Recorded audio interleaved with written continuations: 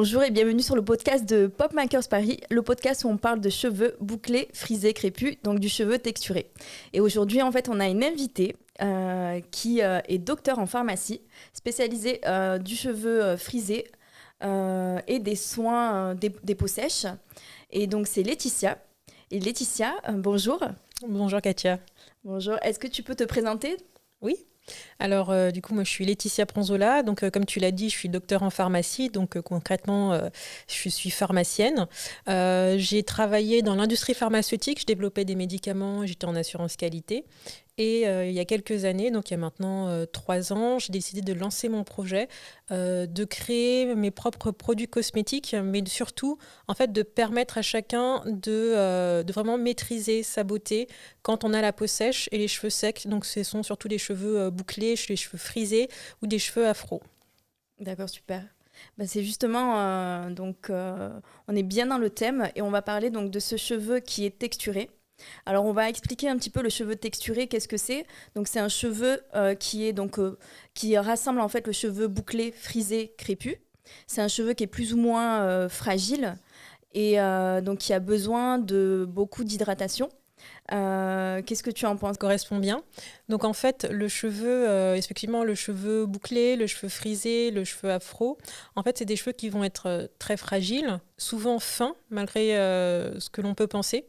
Parce que voilà, il prend de la place du fait de la boucle, mais en réalité, souvent, ce sont des cheveux fins et qui nécessitent vraiment beaucoup d'attention et quand on va les manipuler, et aussi les produits qu'on va appliquer dessus. Oui.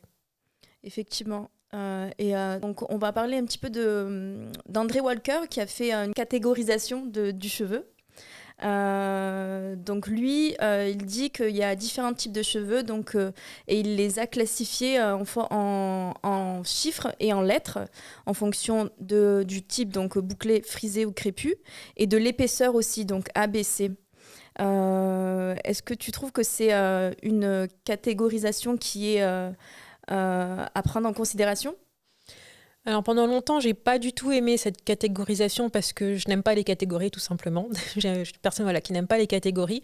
Mais en fait, je me suis rendu compte que dans les accompagnements que je faisais, parce que je fais aussi des coachings, des consultations personnelles, en fait, je me suis rendu compte que finalement, ça restait quand même une échelle qui permettait aux gens de comprendre comment étaient faits leurs cheveux, parce qu'en fait, on ne connaît pas les cheveux, on en parle beaucoup, mais en réalité, on ne sait pas ce que c'est. Souvent, les gens ne savent pas ce que c'est.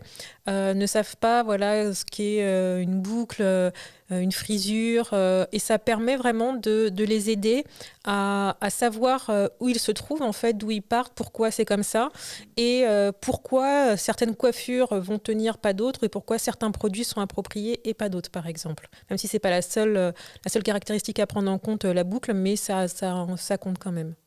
Exactement. Et justement, en fonction des routines à adopter, en fonction des différents types de cheveux, pourquoi le cheveu bouclé, donc texturé, a besoin de plus d'hydratation qu'un autre type de cheveux, qu'un cheveu lisse ? Alors ça, c'est lié justement à la boucle. Il y a la boucle. Il y a 2 phénomènes. C'est-à-dire qu'il y a la boucle. La boucle, en fait, le cheveu, c'est un empilement de molécules, de protéines. Mais surtout, donc, il y a des écailles en fait à la surface de la tige du cheveu. Et en fait, c'est un peu comme une pomme de pin.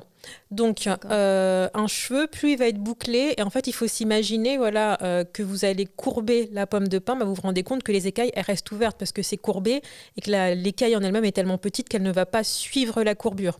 Donc, le cheveu, en fait, la tige du cheveu laisse quelque part des trous, des fenêtres par où l'eau va pouvoir s'évaporer. Un autre point, c'est qu'en fait, du fait de la boucle, normalement, c'est le sébum qui est créé par le cuir chevelu qui va venir protéger la boucle. Et là, le cheveu. Mais là, en fait, comme c'est bouclé, le sébum, il peut pas s'écouler correctement le long du cheveu et il protège moins. Donc, en fait, c'est comme quand vous prenez un verre d'eau et vous mettez de l'huile par-dessus, l'eau ne peut plus s'échapper. Et là, en fait, c'est ce qui se passe. Normalement, le sébum vient recouvrir la tige du cheveu et comme ça, l'eau du cheveu ne peut plus s'évaporer ou en tout cas beaucoup moins vite. Là, c'est plus le cas. Donc, ça veut dire que comme le sébum ne protège plus, l'eau, en fait, est complètement libre de s'évaporer selon les conditions de l'environnement. D'accord, ok.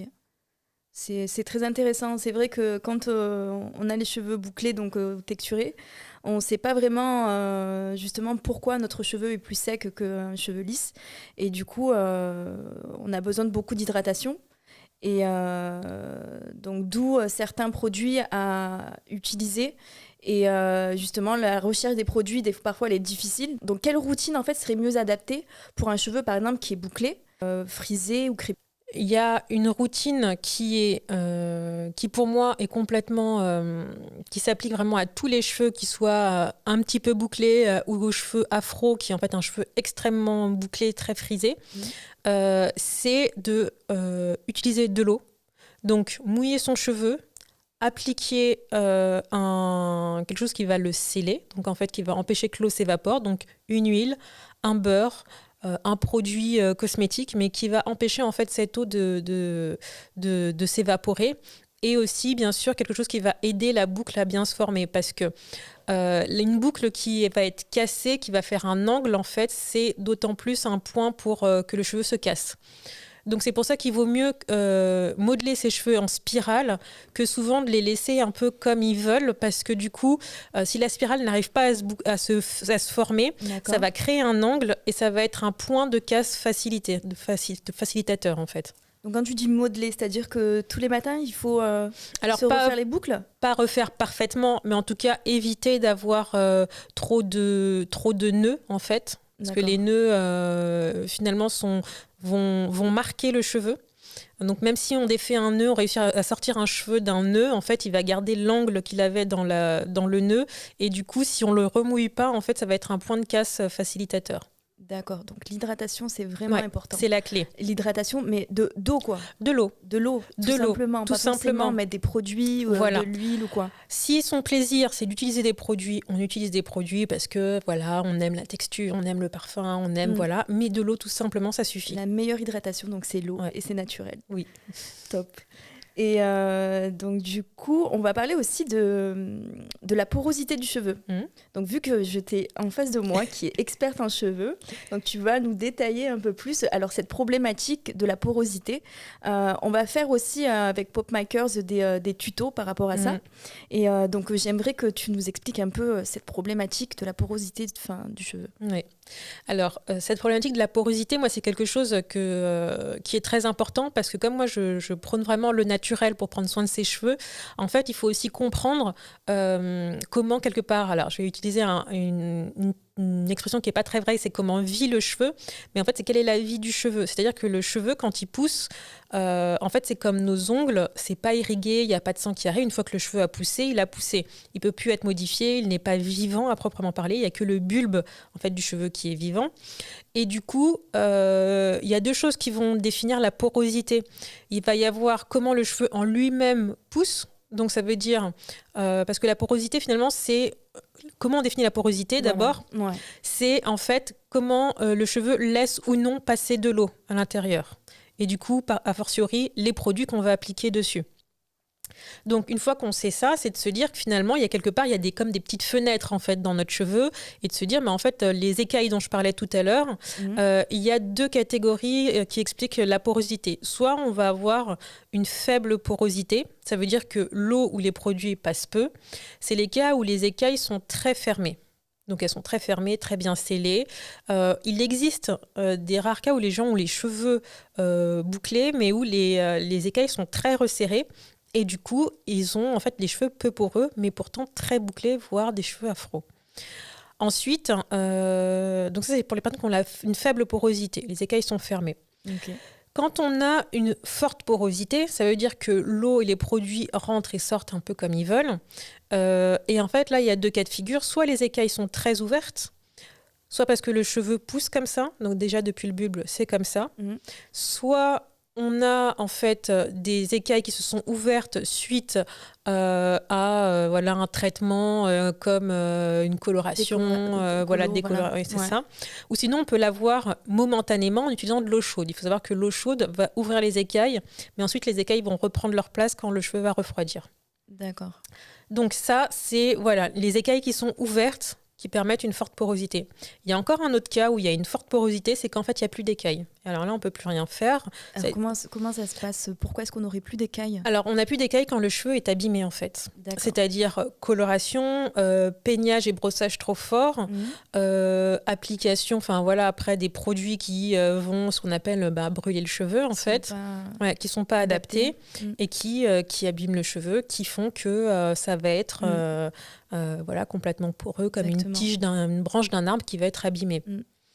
C'est vrai qu'il faut savoir que le cheveu bouclé, texturé, ne se coiffe pas tous les jours, quoi. C'est vraiment soit sous la douche, mais on ne se coiffe pas les cheveux tout le temps parce que sinon on se casse, le cheveu se casse. Exactement, et surtout pas à sec en plus. Et encore pire à sec. Voilà. Et donc voilà pour la porosité. Et en fait, ça va définir du coup les produits qu'on va appliquer dessus. Donc on comprend bien que, et la méthode aussi, parce qu'un cheveu qui va être très peu poreux, comme je le dis, il va d'abord falloir utiliser une source chaude pour faire ouvrir les écailles si on veut appliquer un soin pour que le soin pénètre dans la fibre. Okay. Pour un cheveu qui va être très fortement poreux, en fait, ce qu'on va chercher à faire, c'est quelque part réparer, faire en sorte qu'il n'y ait plus ces écailles ouvertes ou ces trous. Parce que les écailles ouvertes, ça va générer des nœuds de toute façon. Les cheveux vont s'accrocher les uns aux autres et donc ça va créer des nœuds, des cheveux emmêlés. Et le cheveu poreux, le problème, c'est que du coup, ça devient une fibre morte qui va ne plus revenir en place. Donc, le cheveu bouclé qui a des écailles qui manquantes beaucoup, en fait, souvent vont peu boucler. C'est-à-dire que la boucle ne va pas tenir ou alors qu'on tire dessus, elle ne revient pas en place. D'accord. Donc ça, c'est vraiment le cheveu abîmé dont il va falloir prendre soin de façon particulière avec des masques, avec des protéines pour venir combler ces trous. Et donc là, on va utiliser soit des protéines, soit carrément des acides aminés qui sont en fait les composants des protéines. D'accord. Donc des toutes petites protéines coupées en minuscules morceaux. Et pour essayer en fait de... C'est un médicament quoi, en gros.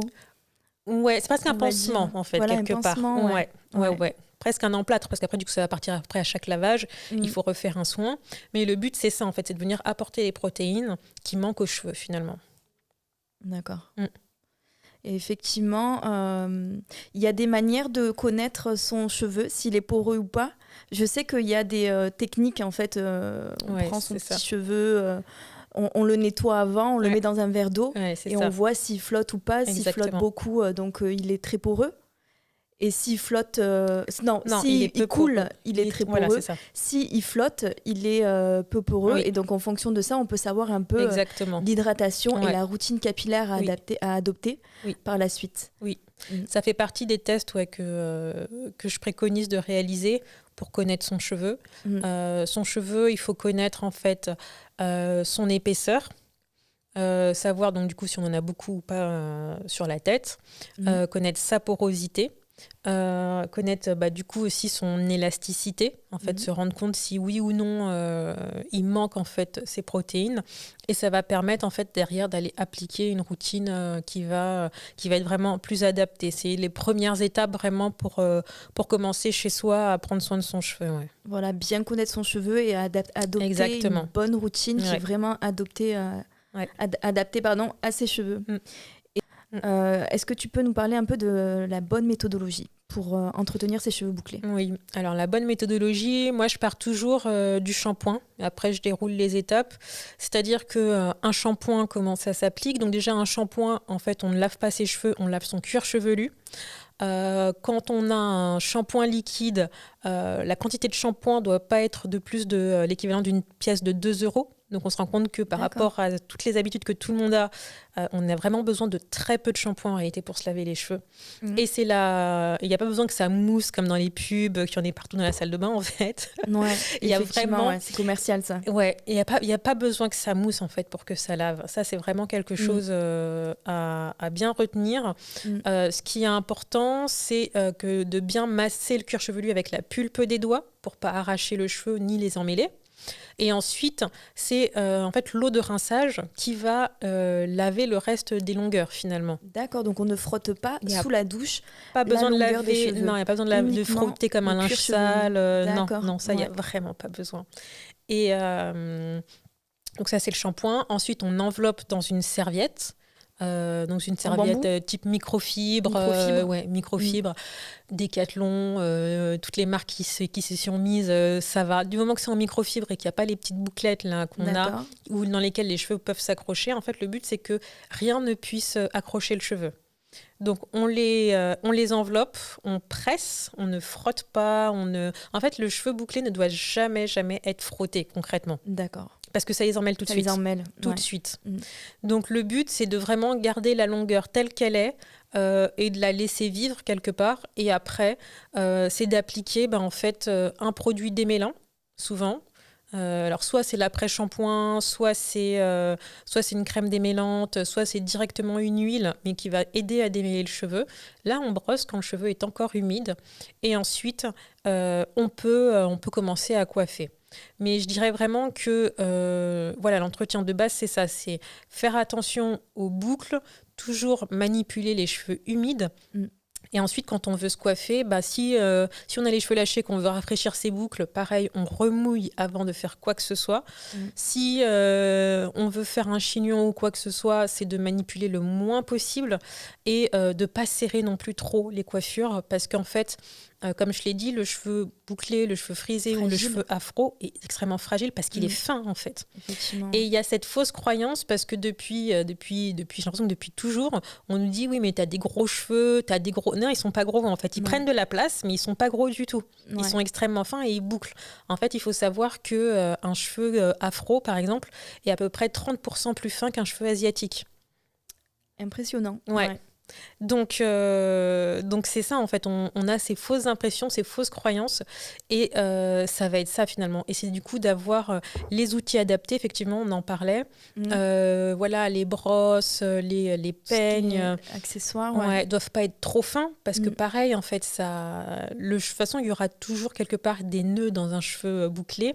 Donc en fait, il faut vraiment prendre des ustensiles qui seront assez larges pour laisser passer la boucle, pour laisser passer aussi le nœud sans l'arracher tout de suite. Donc préconiser les brosses qui ont des grosses dents, en fait. Ouais, c'est ça, bien espacées. Ouais. Bien espacées. Ouais, clairement. Alors c'est effectivement ce que j'ai moi dans ma salle de bain aussi. Donc je pense qu'aussi... Mais je trouve que c'est ce qui est cool, c'est que depuis quelques années quand même, il y a maintenant cette démocratisation, on en parle beaucoup plus. En plus, tu me racontais ton histoire personnelle, comment tu avais, toi, appris aussi à prendre soin de tes cheveux. Et c'est vrai que moi, c'est un peu la même chose, dans le sens où j'ai appris... moi, de par ma famille, mes grands-mères, mon arrière-grand-mère, mais en fait, à un moment donné, il y avait une espèce de normalisation. Je pense que jusqu'à il y a 15-10 ans, il y avait une normalisation, même des outils, des shampoings, où tout le monde devait utiliser la même chose, tout le monde était logé à la même enseigne, alors qu'en fait, ça n'a pas de sens. Parce que tous différents, textures différentes. Exactement. Et ça nécessite du coup un entretien différent, qui n'est pas plus compliqué. Parce que souvent, on me dit, ouais, mais c'est compliqué, les cheveux bouclés ou les cheveux afro. Non, c'est pas compliqué. C'est juste que on ne savait pas, ou on ne t'a pas appris, ou voilà, mais en fait, c'est pas plus compliqué, c'est pas vrai. Exactement, mais c'est vrai, c'est ce qu'on disait. Et moi, comme je te disais, quand j'étais jeune, je me lavais la tête, je mettais de la mousse, mais c'est vrai que j'avais pas de modèle qui me disait mais il faut que tu utilises tel produit ou tu fasses telle et telle chose. Et c'est vrai que c'est un manque, mais heureusement que maintenant ça se démocratise un peu plus. Donc il y a des discussions dans ce podcast, et il y a des professionnels qui en parlent comme toi. Et donc on va parler un petit peu du produit que tu préconises aussi. Oui. Alors du coup, donc moi c'est vrai que j'ai créé l'Otemi il y a maintenant, j'ai créé la société il y a 3 ans, mais j'ai sorti le produit il y a 1 an et demi. Parce qu'avant ça, j'ai créé vraiment quelque chose. Ce que je voulais, c'était aider les gens, en fait. Moi, j'ai commencé quand j'ai déménagé, parce que j'ai grandi dans le 95, et j'ai déménagé pour le travail quand j'étais dans l'industrie pharma à Mantes-la-Jolie. Et en fait, j'avais vu plein d'enfants métissés, mais pas coiffés. Leurs cheveux étaient vraiment... mal entretenu. On voyait vraiment que le cheveu avait un problème, en fait. Parce que j'étais habituée à avoir des cheveux afro, et je voyais bien qu'en fait, leurs cheveux, c'était pas ça, quoi. Donc, je me suis permise en fait de contacter quelques mamans, de leur dire dans la rue ou dans les magasins discrètement, bah voilà, si vous voulez, je peux vous donner quelques conseils parce qu'en fait, pour moi, ça me faisait mal en me disant que cet enfant va grandir forcément avec des moqueries, avec des choses et il va avoir du ressentiment pour ses cheveux et c'est son identité. Et en fait, pour moi, c'est ça qui est important, c'est que il y ait plus cette stigmatisation en fait autour du cheveu afro, du cheveu bouclé, du cheveu frisé. Tout simplement parce que je l'avais vécu, mais je pense que tout le monde n'est pas capable de le vivre et ça peut aussi donner des choses assez dommages en fait, c'est un peu gâché. Ouais. Et du coup, c'est comme ça que j'ai commencé à donner des conseils finalement au départ. Donc moi, j'ai fait des conseils, je donnais des ateliers, j'ai fait des ateliers et des consultations du coup. Et je proposais à chaque fois des recettes, je leur faisais des produits. Et en fait, il y avait ce baume que je confectionnais déjà pour moi et pour ma famille, parce qu'en fait, on a tous ce problème de peau sèche et de cheveux secs. Et en fait, comment je l'ai pensé, ce produit, c'était vraiment de venir remplacer, finalement, aider le sébum de la peau directement, parce que normalement, c'est lui qui fait le travail. Et en fait, j'ai voulu, en partant des recettes, finalement, que m'avaient transmises mon arrière-grand-mère et puis mes grands-mères, c'était de partir de cette recette et en cherchant scientifiquement pourquoi, en fait, c'était comme ça. Pourquoi le produit, là, qu'on me présentait, il fonctionnait. En fait, c'était, voilà, sur le tas, mine de rien, il se passe quand même... par le temps, par l'expérience, par 400 ans d'histoire, ils ont quand même eu des sélections, voilà, des meilleurs produits, des plus efficaces. Et c'était de se dire, bah voilà, en fait, de constater que finalement, ce produit, le but, c'était de reproduire tout simplement le sébum de la peau. Et donc, du coup, je suis partie pour sélectionner vraiment les ingrédients historiquement qui étaient utilisés et puis après, de mettre aussi les ingrédients qui allaient pouvoir faire le travail. C'est comme ça que j'ai pris que 5 ingrédients. Donc dedans, on a du beurre de karité, de l'huile d'olive, de l'huile de ricin, de la cire d'abeille qui n'est pas traitée, pas modifiée, et de la vitamine E qui vient du tournesol. Et en fait, ces 5 ingrédients sont vraiment essentiels pour venir à la fois protéger, renforcer et aussi hydrater en appelant l'eau. Notamment, c'est le cas de la cire d'abeille qui n'est pas traitée parce que, par exemple, elle va contenir encore un peu de miel qui, en fait, alors c'est un peu chimique, mais du coup, en fait, ça a ce qu'on appelle un hygroscope. Et en fait, ça veut dire que ça va appeler... Ouh là là, qu'est-ce que c'est que ce terme ? En fait, ça veut dire que ça va appeler l'eau qui est dans l'environnement et qui l'oblige à venir à lui. D'accord. Et donc ça, c'est une propriété qui est très recherchée. C'est pour ça que le miel, par exemple, est pas mal utilisé dans les produits cosmétiques. Oui, effectivement, ouais. En tout cas, il est beaucoup affiché, en tout cas, sur le devant des bouteilles. D'accord, mais pas forcément en grande quantité. Ouais. Parce qu'en fait, il a ce pouvoir et que c'est très recherché parce que c'est ce qui va limiter les frisottis aussi. D'accord, c'est intéressant. Ouais. C'est hyper intéressant. C'est une propriété qui est hyper intéressante. Et c'est ce que j'ai voulu, sans forcément mettre des grandes quantités, parce que ça n'avait pas forcément de sens dans ce que je recherchais. D'accord. Parce que moi, je prône vraiment une méthode naturelle, c'est-à-dire on utilise de l'eau, on utilise le baume essentiel. Moi, par exemple, c'est ce que j'utilise aussi. Du coup, je parle du produit, mais je ne le montre pas. Oui. Donc, il est là. Je ne sais pas s'il faut que je le montre. Mais du coup, voilà, c'est le baume, en fait, que j'ai créé. Donc, je l'ai créé dans mon labo. Et c'est un produit vraiment qui va être en plus multi-usage pour toute la famille et qui a vraiment cette propriété, c'est-à-dire qu'il ne contient, quand j'ai donné les ingrédients, c'est que du gras, on a l'impression, mais il n'y a pas ce toucher gras, justement, exactement comme le sébum de la peau, finalement. D'accord. Et on est d'accord, donc tu peux l'utiliser pour les cheveux, pour la peau, c'est vraiment multi, on va dire, usage pour les peaux sèches. Ouais, exactement. Cheveux bouclés, frisés. Exactement. Ouais. Et en plus, justement, ça s'utilise à la dose nécessaire, c'est-à-dire on a la peau très sèche, on peut en mettre plus. Il y a des gens qui n'ont pas la peau sèche, mais qui ont les cheveux secs, qui vont l'utiliser sur leurs cheveux, sur leurs pieds, sur leurs mains, en masque de nuit. J'ai beaucoup de personnes aussi qui l'utilisent en masque de nuit parce que propriété réparatrice grâce au beurre de karité, à la cire également, et aussi du coup avec l'huile de tournesol. Donc du coup, on va avoir vraiment plusieurs propriétés et c'est vraiment ça qui est intéressant parce que du coup, on n'est pas obligé de multiplier non plus, ça c'est mon côté un peu écolo, pas un peu complètement écolo, c'est que du coup, il n'y a pas besoin de multiplier les produits. On a le produit et on apprend à l'utiliser. Et c'est pour moi dans ce sens-là que ça marche, c'est-à-dire qu'il n'y a pas de produit miracle. Ça, c'est vraiment mon truc, il n'y a pas de produit miracle. Il y a des méthodes, il y a du savoir et il y a l'utilisation qu'on en fait. Mais le produit miracle n'existe pas.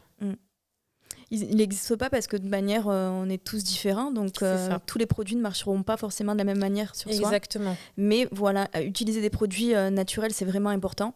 Éviter les produits toxiques, tous les produits qui sont néfastes, donc on les connaît, hein, le sulfate, le parabène, les huiles minérales, le silicone, tout ça, il faut vraiment éviter. Et donc c'est pour ça qu'aussi PopMakers Paris, on essaye vraiment j'essaye d'avoir des produits qui sont vraiment clean et des produits sains qui permettent d'avoir une routine qui est saine et avoir quand même un résultat qui est là, quoi. Et donc tu as de l'huile de ricin. Est-ce que tu peux dire un petit peu les particularités, parce que c'est vrai que c'est quelque chose que les curly hair en utilisent beaucoup. Rappeler un petit peu les particularités de cette huile de ricin qui est riche. Oui. Alors, c'est une huile qui va être effectivement riche déjà en type type de glycéride, donc ce qu'on appelle les glycérides, donc c'est le gras concrètement. Donc tous les acides gras en fait qui vont contenir sont déjà relativement proches en fait de ceux de notre peau, de ceux de nos cheveux. Donc en fait ça va respecter vraiment la couche naturelle en fait que peut contenir notre peau ou nos cheveux. Ensuite, on va aussi avoir des propriétés qui sont des propriétés réparatrices pour la peau et pour le bulbe notamment. Ça, et c'est ça qui est hyper important. C'est très bien ça. Oui. Pour notre type de cheveux, quoi. Exactement. Parce qu'en fait, le bulbe du cheveu bouclé ou du cheveu afro, il est très facilement étouffé, il est très facilement abîmé. Pourquoi ? Parce qu'en fait, c'est le cuir chevelu en lui-même qui est abîmé. Donc en fait, l'huile de ricin, elle va venir réparer le tout. Il y a des propriétés en fait qui permettent, je rentre aussi dans la biochimie un peu, mais en fait ça permet de vraiment restructurer et d'aider vraiment la peau à se structurer correctement. Donc à mettre en fait que les vaisseaux puissent passer bien comme il faut au niveau du bulbe, que le bulbe ait la place en fait aussi prenne sa place vraiment, qu'il ne soit pas écrasé par les autres constituants. Et du coup, le fait que tout soit mieux irrigué aussi, la peau, en fait, elle va être plus souple. Donc ça veut dire que le cheveu, en sortant du bulbe, va sortir plus facilement. De la même façon, il n'est pas écrasé au niveau de la sortie. Ça, c'est intéressant. Ouais. Donc, est-ce que tu conseilles de faire des bains d'huile de ricin tout seul ou mélangé avec d'autres huiles ? Alors moi, je recommande pas nécessairement les bains d'huile. D'accord. Parce que... alors, c'est juste une habitude. Il y a des gens qui s'y retrouvent très bien. D'accord. Je trouve que souvent, le problème avec les bains d'huile, c'est que les gens en mettent trop. Ça a tendance à étouffer le cuir chevelu parce que c'est mal rincé. D'accord, ok. Une histoire de méthodologie aussi et de pratique, quoi. Voilà. Dans l'absolu, c'est bien en fait. Mais l'utilisation en elle-même qui est faite de ce que à chaque fois que j'ai pu observer, du coup, conduisait à un étouffement et du coup, et souvent après à des pellicules, des choses qui étaient assez gras, difficiles à enlever, pas très beaux. Donc voilà, donc c'est pour ça que je préconise pas. Mais dans l'absolu, oui, c'est plutôt bien. Donc moi, ce que je recommande toujours, c'est d'utiliser de façon de me faire des mélanges d'huile. Parce que une huile toute seule, c'est comme tout, qu'on n'apporte que d'une seule chose en excès, c'est jamais bon finalement. D'accord. On a besoin d'eau, mais si on prend trop d'eau, ça va pas non plus. Donc en fait, mais l'avantage de l'huile de ricin, effectivement, c'est vraiment ce côté réparateur et structurant en fin de compte finalement du cuir chevelu. Et ça, c'est une vraie propriété qui a été démontrée scientifiquement sur notamment des peaux abîmées avec des bulbes qui allaient vraiment pas bien. On avait vu, je crois que c'est en 6 semaines, une amélioration vraiment significative de la pousse du cheveu par rapport à une peau qui n'en avait pas. D'accord. Par contre, ça ne va pas inventer des bulbes là où il n'y en a pas. Donc, moi, je prends mon cas. J'ai les cheveux clairsemés. Ça veut dire que je n'ai pas beaucoup de cheveux. J'ai pas beaucoup de cheveux sur le cuir chevelu. J'ai une faible densité en fait de cheveux.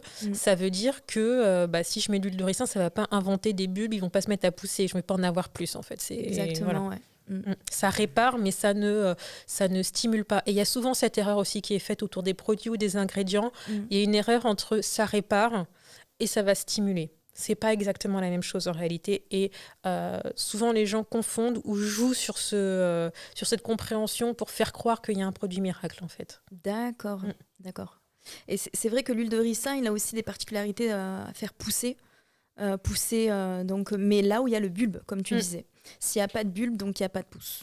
Exactement. C'est pour ça qu'on en met un petit peu sur les cils aussi, les Parce que sourcils. ça protège, effectivement. Les cils et les sourcils, en fait, sont extrêmement exposés. C'est en fait, c'est leur rôle, c'est de nous protéger les yeux, c'est de protéger le visage, et que ils sont sur ce qu'on appelle des crêtes, donc des angles en fait de notre corps, et ça veut dire qu'ils sont beaucoup plus exposés au vent, à toute la poussière, et c'est ça qui fait que ça s'abîme et que le sébum qui est normalement dessus part.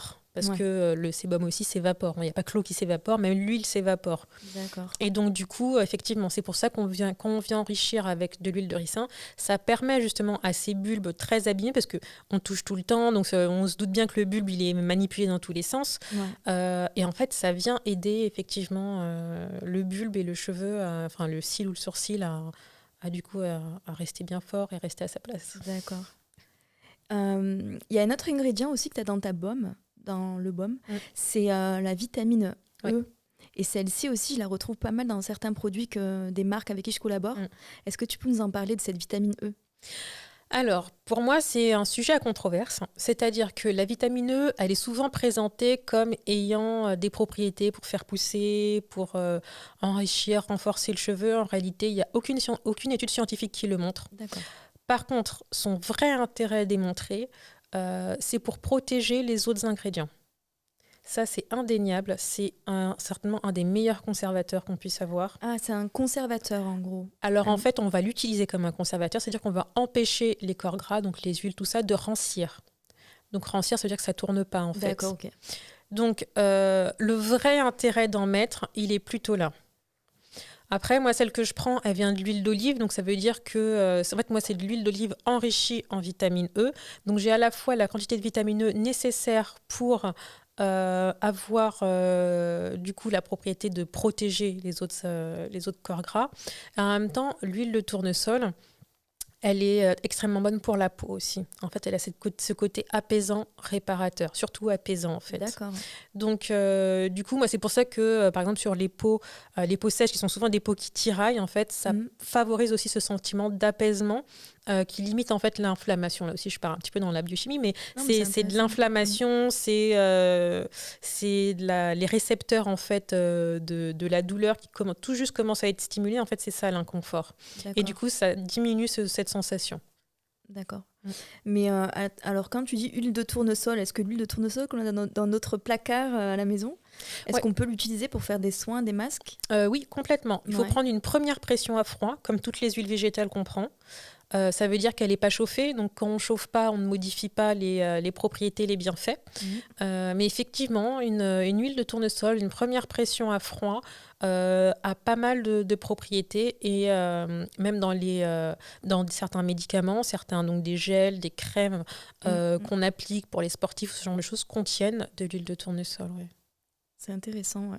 Alors, c'est vrai que j'ai ramené là quelques huiles. J'ai par exemple une huile, donc il y a l'huile d'avocat. Oui. L'huile d'avocat qui est excellente. Et ce qui est très nourrissante, mais également pour les cheveux et pour la peau aussi. Oui. Est-ce que tu peux nous en parler peut-être des propriétés de l'huile d'avocat ? Oui, alors en fait, elle va venir nourrir, c'est-à-dire qu'elle a des composants qui vont venir en fait renforcer le cheveu. Donc quand je parlais des composants qui vont venir boucher les trous, notamment des cheveux poreux, ça fait partie, l'huile d'avocat, d'une des huiles capables en fait de venir aider à ce niveau-là. Donc ça va venir renforcer, donc ça va vraiment... c'est pour ça qu'elle est très utilisée, notamment par exemple pour les gens qui ont des cheveux loxés ou ce genre de choses, qui ont des cheveux longs, donc des cheveux très vieux en réalité, donc en théorie très abîmés, et ça va venir vraiment, vraiment les aider, les renforcer et éviter qu'ils se cassent en fait. Elle a vraiment cette propriété, l'huile d'avocat là-dessus. Ouais. Et on est d'accord que un cheveu bouclé, frisé, crépus peut l'utiliser, mais après ça dépend le dosage, forcément. Oui, c'est comme tout. Voilà. C'est comme tout. En fait, les huiles, ça s'utilise vraiment avec parcimonie, donc c'est-à-dire qu'on en met peu. Moi, je recommande toujours qu'on utilise n'importe quel produit d'ailleurs, c'est d'utiliser toujours le bout des doigts. C'est-à-dire qu'on le met au creux de la main, et après on fait comme ça, on le prend avec les doigts, et ensuite on applique là où il y a besoin d'appliquer. Parce que si on essaye d'appliquer de toute façon des grandes quantités avec les paumes, concrètement, on va faire ça. Et puis on va faire ça, mais en fait ça va rester là. Le produit ne va pas s'étaler, à moins de mettre 100 coups de brosse, mais dans ce cas-là on arrache les cheveux. Donc en fait, même les produits, il faut aussi bien les appliquer. pour que ce soit réellement utile sans étouffer le cheveu et qu'on obtienne vraiment le but qu'on veut, parce que sinon on va se dire ah oui mais ça marche pas cette huile, enfin tu l'as pas appliquée sur tous tes cheveux en fait. Exactement, ouais. De la bonne manière et avec le bon dosage aussi. Ouais, c'est ça. Et est-ce que par exemple il y a des huiles qui sont plus utilisées en été qu'en hiver par exemple? Est-ce que par exemple l'huile de macadamia est plus utilisée en fait et plus va aider à protéger justement du soleil, du chlore, du sable, tandis que d'autres huiles pas forcément. Est-ce que tu peux nous parler un petit peu de ces... Alors, les huiles et le soleil, c'est toujours un peu... moi, je trouve qu'il n'y a pas de problème, sachant que voilà, avec en appliquant une huile, nos cheveux ne font pas frire. Ça, c'est aussi souvent la question. Mais si je mets de l'huile avec le soleil, non, c'est pas on n'atteint pas la température de friture encore.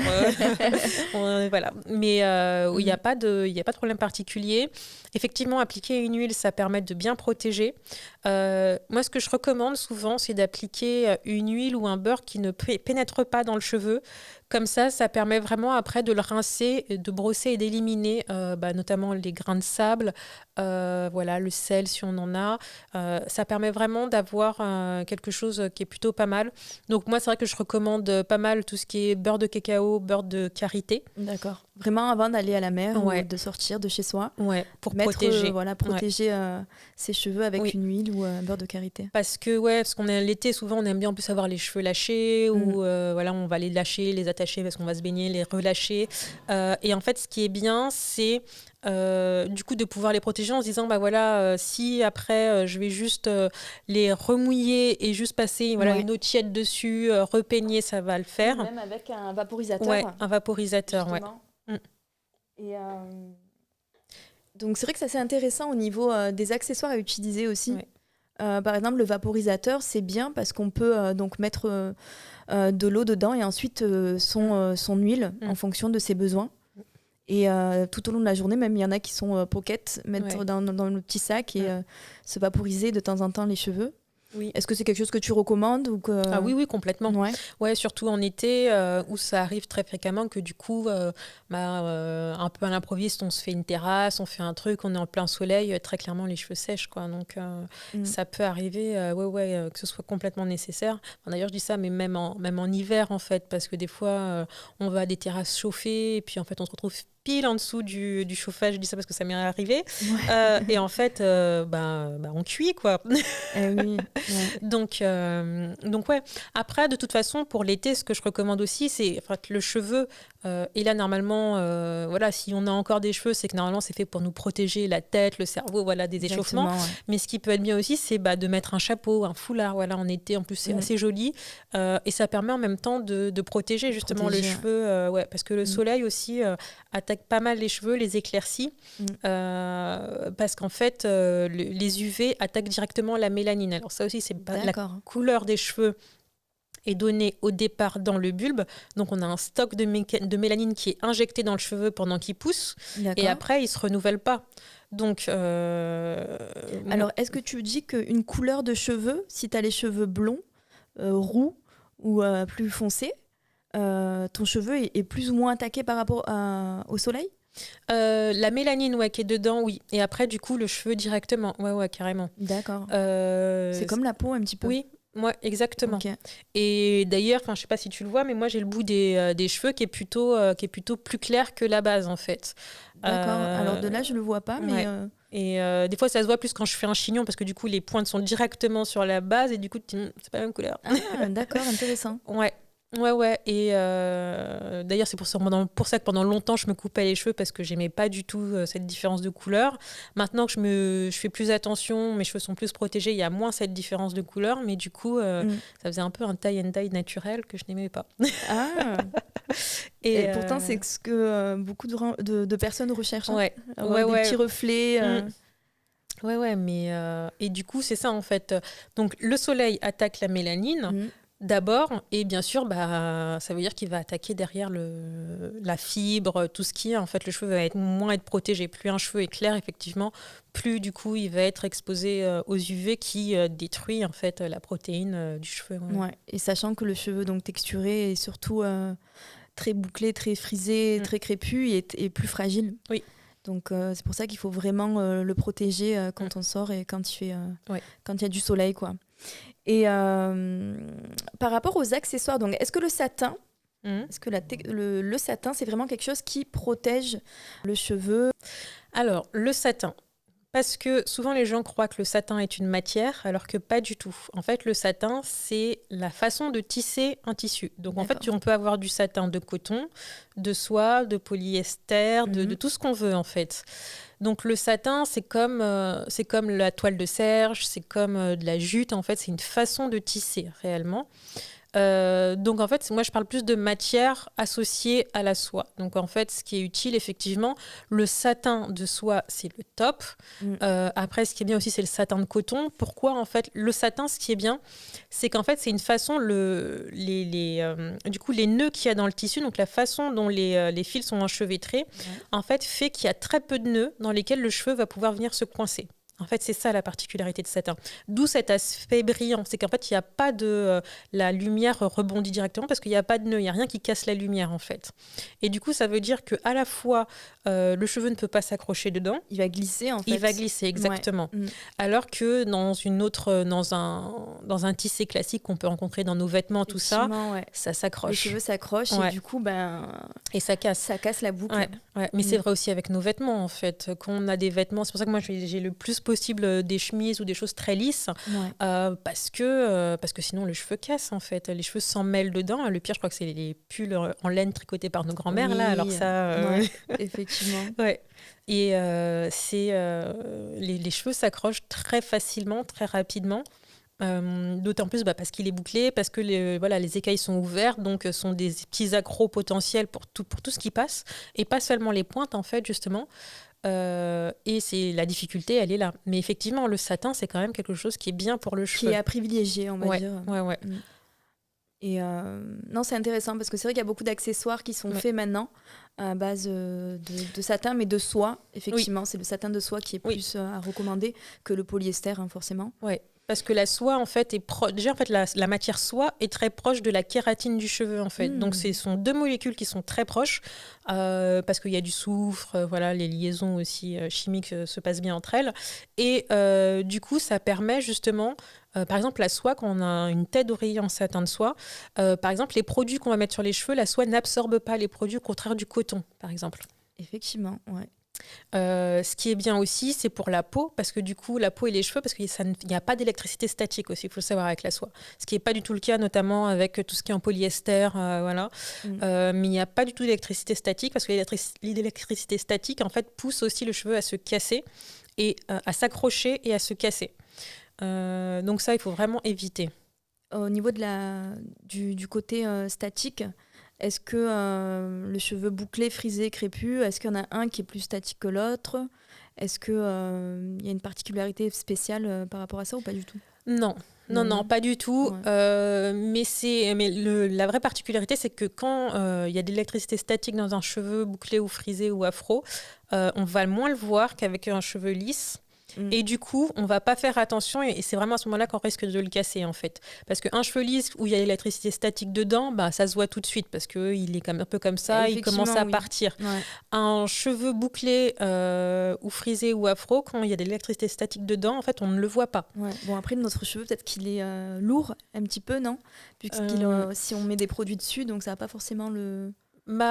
c'est plus au moment du séchage, ou qu'on enfile un pull, que ça peut arriver. Ouais.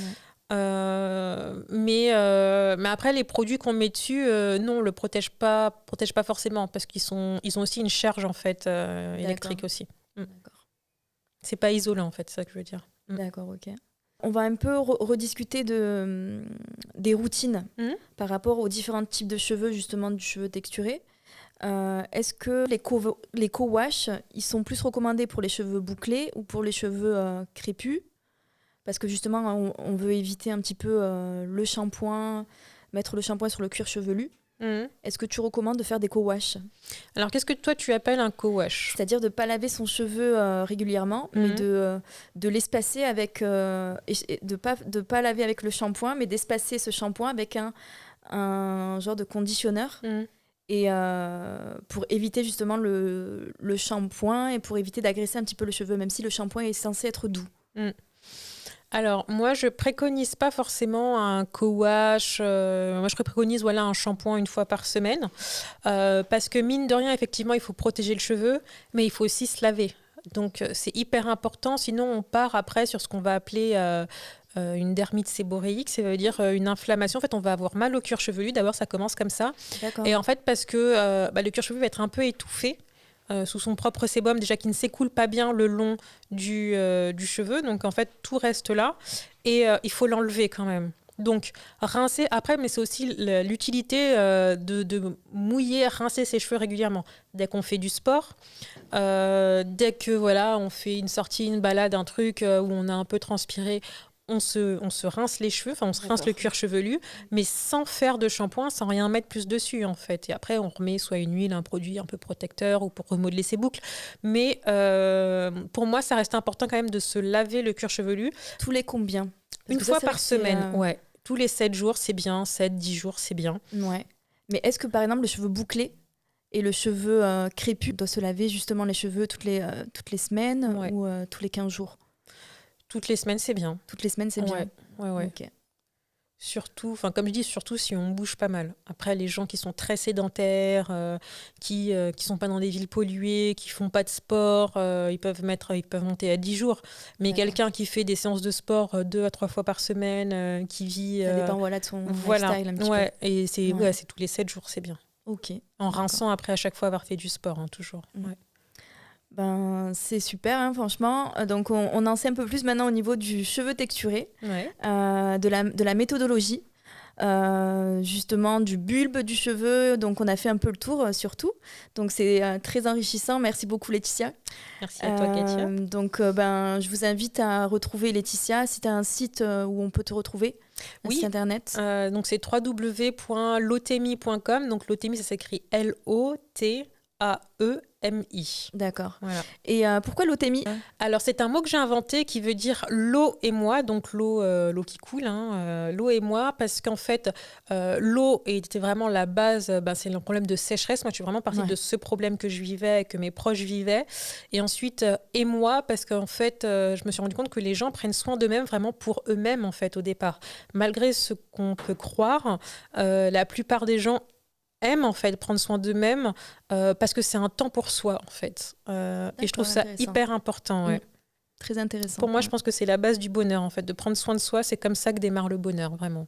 Effectivement, parce que c'est vrai que il faut aussi avoir une bonne hygiène de vie en fait. C'est pas seulement des produits à utiliser, c'est vraiment un tout, quoi. Oui. Merci beaucoup, Laetitia. C'est très enrichissant.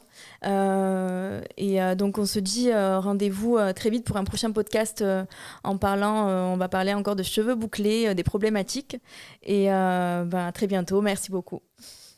Merci.